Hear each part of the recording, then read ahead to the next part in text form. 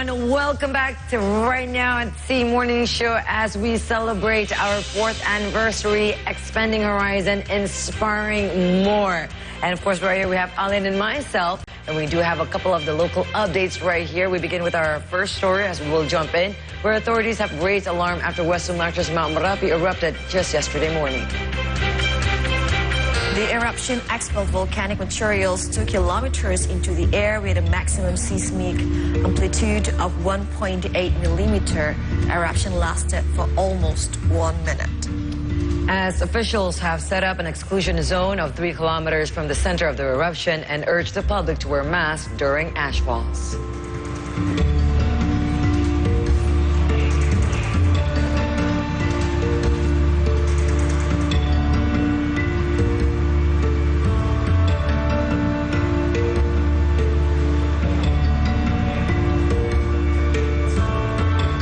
And we also have the latest update on a case that we've been following right here at Sea Today and Sea Morning Show, where the East Java's Prosecution Service has arrested Ronald Tanur, who was previously acquitted in a high-profile fatal domestic violence case after the Supreme Court upturned the decision.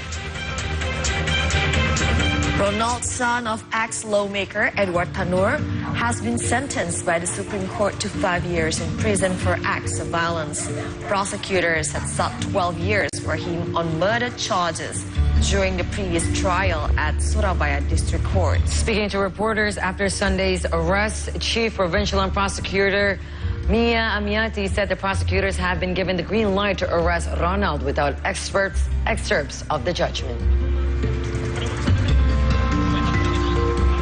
Majelis Hakim pada tingkat Mahkamah Agung memberikan keyakinan bahwa terdakwa terbukti bersalah sesuai dengan dakwaan alternatif kami yang kedua, yaitu mengenai pasal 359 KUHP ayat 3. Jadi artinya bahwa di sini terdakwa itu benar-benar terbukti bersalah. Meskipun dari ukuran dari aturan bahwa kami kecewa, ya boleh katakan kecewa, tetapi kami sudah bisa berbesar hati karena yang berusaha terbukti bersalah. Itu aja. Yang pertama terbukti bersalah. Nanti kalau misalnya di perjalanan ada novum bisa kita upayakan PK. Tapi sekarang tidak menghalangi upaya hukum, tetap kita laksanakan eksekusi terlebih dahulu. Protecting local business against imports was one of the focus in the second Jakarta gubernatorial debate yesterday. More than that in the following story. Protecting local products was one of the key topics in the second Jakarta gubernatorial debate on Sunday, as cheaper and more popular imports continue to flood the market. Responding to the question, Dharma Pongrakun proposed a policy hijab getuk tular adab. The policy is aimed at providing a guideline for small businesses to help them compete in the global market. Mahal. Dan UMKM ada 2, UMKM yang baru dan UMKM yang sedang berjuang untuk mengatasi kesulitannya, yang kami akan bina lewat tim ekonomi adab. Bagi mereka yang ingin meningkat menjadi produsen, maka kami akan membina setiap UMKM di setiap rumah menjadi industri kecil di Jakarta, sehingga ekonomi Jakarta akan terus menjadi pusaran ekonomi sampai ke global. Terima kasih. Meanwhile, Pramono Anung declared that he will take several strategic steps based on his surveys at Tanah Abang Market. These include aggressive promotion of local products. Dengan Bu Suni saya berdialog. Yang kedua, mengadakan pelatihan kepada mereka, termasuk packagingnya dibuat lebih bagus, kualitasnya diperbaiki, sehingga dengan demikian ini akan menjadi betul-betul bisa menjadi produk untuk bertarung di luar.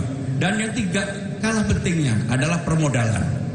Mereka harus tetap dikuatkan permodalannya sehingga mereka bisa mandiri. Dan untuk itu, kalau memang diperlukan, maka pemerintah harus hadir untuk memberikan subsidi yang terbuka dan adil bagi produk lokal sehingga bisa bertarung di produk internasional.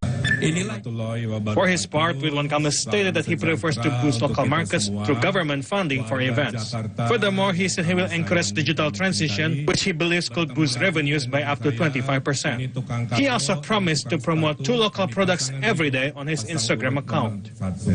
Nah, inilah yang harus kita dorong, karena Jakarta adalah kota UMKM. Hampir 98% adalah bisnisnya bisnis tentang UMKM.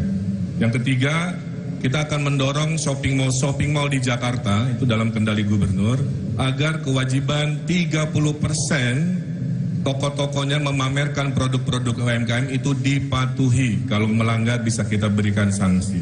Dan yang terakhir adalah saya akan bantu pribadi, ya. Saya dulu mempromosikan 2 produk setiap hari di IG story saya kepada 20 juta follower di media sosial. Saya kira itu komitmen yang konkret. Terima kasih. Topics discussed in the debate included integrated infrastructure and quality basic services, education and healthcare, addressing social inequality, development of digital economy and MSMEs, tourism and creative economy, and inflation of essential goods. Arif Subakti, Erwin Widestama, reporting for C Today. Pasangan Dr. Insinyur. We know the general election will commence in the month of November, so we'll be looking forward for that. But as of right now, folks, we're taking a short break. When we return, Paul is set to bring you some sport updates for today, our 4th anniversary of C Today and C Morning Show, expanding horizon, inspiring more. We'll be right back.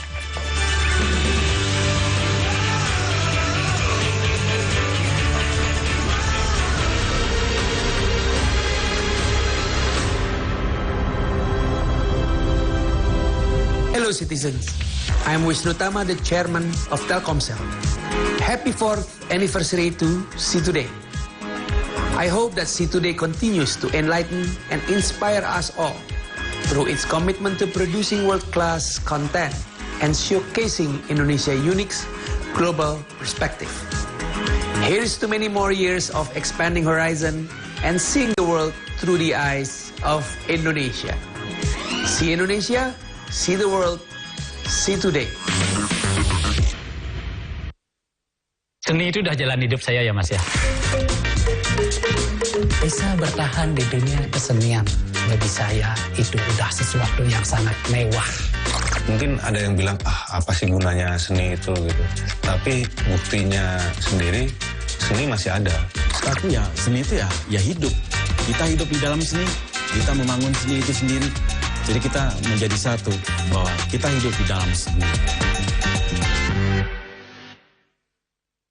What's happening now? President Prabowo Subianto and Vice President Gibran Rakabuming Raka that took their oaths of office at the Parliament building earlier today. Exclusive interviews and all the latest in entertainment. We don't talk only about the money, but we talk about the timing. Spice up your afternoon with a variety of up-to-date information. Buenos Aires, Argentina, where Liam Payne passed away on Thursday. Don't miss it for 3-hour news every day at 5 p.m.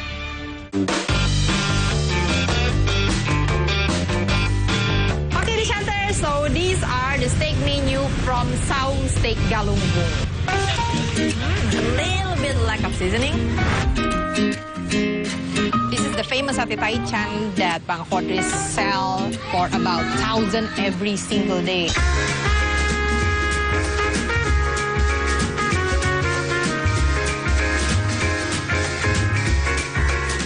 Indonesia ini adalah negara yang kaya, bukan hanya keindahan alamnya, tapi juga kearifan lokalnya. Menurut saya, sudah saatnya kita untuk saling berkolaborasi, pemerintah, entitas masyarakat, dan seluruh stakeholder itu bareng-bareng memikirkan keberlanjutan dari tempat tinggal yang kita huni.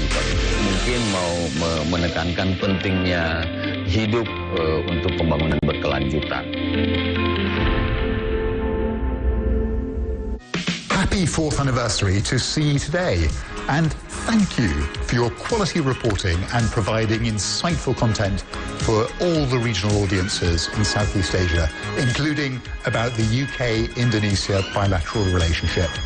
So congratulations, and I wish you every success for your future endeavours. Thank you.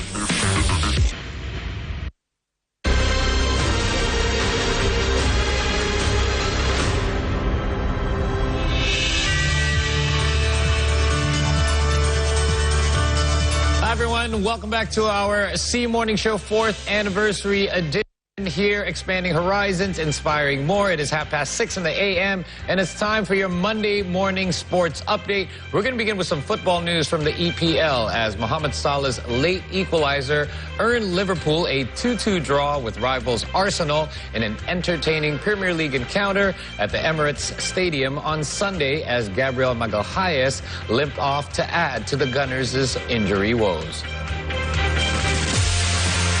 Bukayo Saka gave Arsenal the lead during the 9th minute when he ran on to Ben White's ball over the top, cut inside Andy Robertson and fired past Kauhimin Keller at the near post for a 50th Premier League goal on his return from injury. Virgil van Dijk, perhaps fortunate to avoid a card for a petulant kick at Kai Havertz in the opening exchanges, managed to equalize 9 minutes later, nodding home a Luis Diaz flick on from a corner. Mikel Merino scored his first Arsenal goal just before the halftime break, meeting Declan Rice's free kick with a bullet header that was upheld after a lengthy VAR or VAR review for offside. Salah then leveled the game during the 81st minute with a calm tap-in from Darwin Nunez's selfless cross, putting the Egyptian winger 8th on the all-time list and level with Robbie Fowler on 163 career Premier League goals. This draw now puts Liverpool second with 22 points from 9 matches, just 1 point behind Manchester City, as Arsenal move into third on 18 points.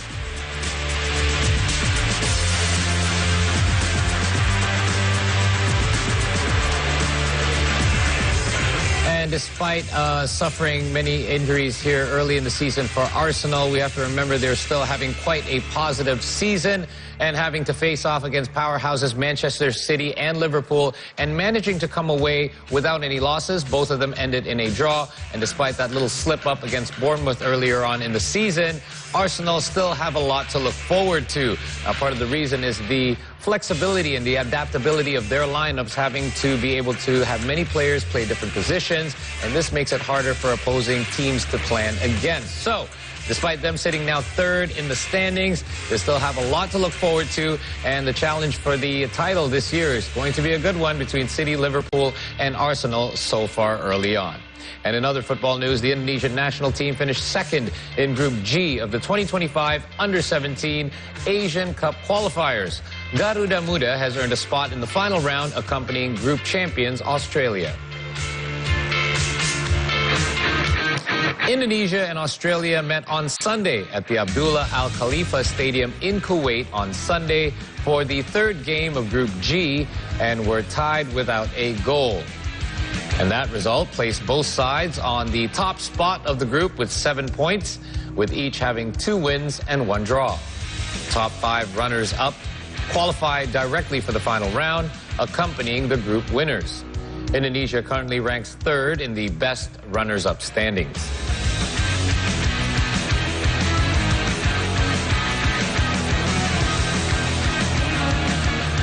All right, congratulations to Garuda Muda. Let's now turn our attention from football to some basketball updates. Yes, the NBA season is well underway, and LeBron James had himself a triple-double with 32 points, 14 rebounds, and 10 assists. Meanwhile, the other LA superstar, Anthony Davis, added 31 points and 9 rebounds to lead the Los Angeles Lakers to a hard-fought 131-127 victory over Sacramento Kings on Saturday. The Lakers are now undefeated early in the season at 3-0 under their new head coach, J.J. Redick, and Anthony Davis has now scored at least 31 points in each game this season so far. Los Angeles was up by as many as 15 points in the first half, but the Kings managed to cut the lead to 64-60 by the halftime break and, in fact, had built a 7-point lead in the third quarter. However, it was King James who helped orchestrate the Lakers' comeback as they came roaring back with 16 points in the fourth quarter alone for King James. Davis had a big three-pointer with 37 seconds left in the game to give the Lakers a 128-123 lead after the Kings had cut it to 2. For the Kings, Domantas Sabonis also had a triple-double, but in a loss. He scored 29 points and went 10 of 14 from the field and also added 12 rebounds and 10 assists. Next up, the Sacramento Kings will be hosting the lowly Portland Trail Blazers, who are winless so far, and they will meet on Monday, as the Lakers will visit the Suns on Monday in the first game of a 5-game trip. For LeBron James, and the late rebound for him. 12? Yep. 2 along with 21 points. I know it's still early in the season, but boy, Laker Nation is looking different so far. So, under new head coach J.J. Redick, this looks like a completely different squad. If you analyze the second and third game that the Lakers have had so far, in the second game, the Lakers managed to come back from being down as much as 22 points and come away with the win. And while this one against the Kings, despite having a lead early in the game and having their opposition come back against them, they were able to hold out and come up with a clutch win, thanks to also a clutch free throw by Anthony Davis down the stretch with just seconds remaining. Now, this is likely due to the fact that J.J. Redick is the head coach that the Lakers have been looking for, and they did not play this way under the tutelage of Darwin Ham over the past 2 seasons.